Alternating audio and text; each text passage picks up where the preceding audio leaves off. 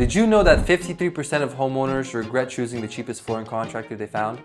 Today, you'll see exactly what laminate flooring should cost, step by step.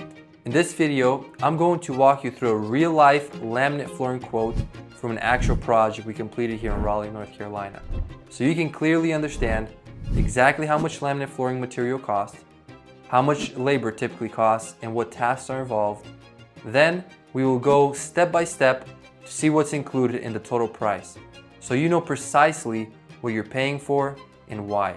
By the end, you'll be able to confidently plan your laminate flooring budget, ensuring you get the quality flooring job you deserve without overpaying or dealing with any unexpected costs.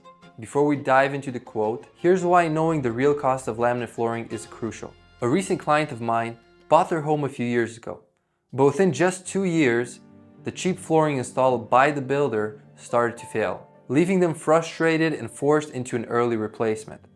They called me to finally fix the problem, and this time we did it properly. So let me show you the actual process we did to replace their floors. Let's start with the laminate flooring cost for materials. My client picked a premium laminate floor that was $4.10 per square foot. They needed about 991 square feet for their first floor, and that came out to about $4,060 right off the bat.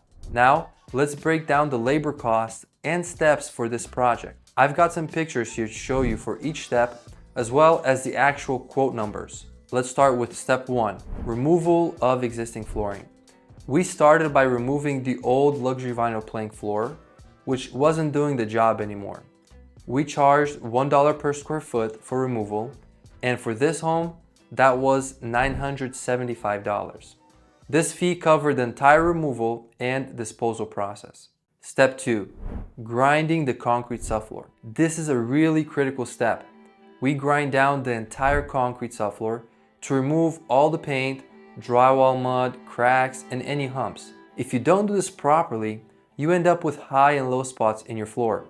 Those uneven spots might sound minor, but they can lead to a whole lot of problems like gaps between boards, creaks, and even parts of the floor lifting or cracking over time.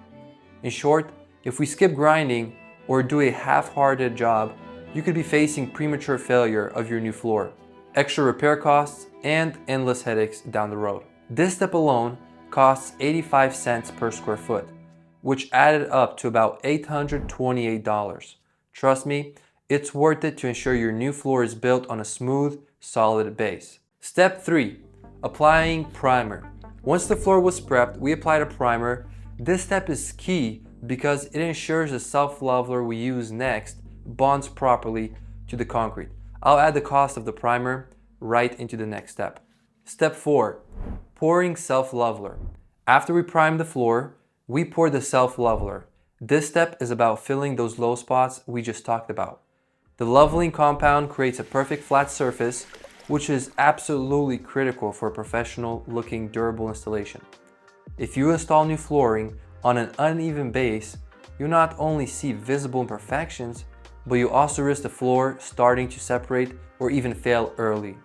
For this project, when you include the primer, leveling compound, and labor, it came out to another 85 cents per square foot, or roughly $828. Many contractors try to cut corners here, but skipping the leveling step means you'll pay more later in repairs and replacements. So getting it right up front is key. Step number 5, grinding the self-leveler smooth. After letting the self-leveler dry for 24 hours, we did a final grind to make sure it was completely smooth. The cost of this step was included in the earlier grinding costs. Step 6, installing premium padding. We make sure the subfloor was spotless by sweeping and vacuuming. Then we lay down this premium fan fold underlayment with an attached moisture barrier. Each roll costs about $70 per 100 square foot, and for this project we used 10 rolls totaling $700. Step 7, laminate flooring installation. Finally, we installed the new laminate flooring. The client chose to go with the beautiful brown laminate that closely matched the previous LVP, and the installation was priced at $3 per square foot. That brought the installation cost to about $2,000 $925. Now, let's see what else is on the quote so you know exactly what you're paying for. We added $1,025 for the trim and installation. Then we also added an additional $487 for moving furniture. And keep in mind, if the customer doesn't have an empty garage or a spare room that we can use, we have to move the furniture back and forth multiple times throughout the flooring process. And then finally, we charged $125 for removing and reinstalling the fridge. When you add up all the costs, the total comes out to $12,914.38. This breakdown is to show you exactly where your money goes. When we provide an estimate, we include everything up front so you never have to worry about unexpected charges later.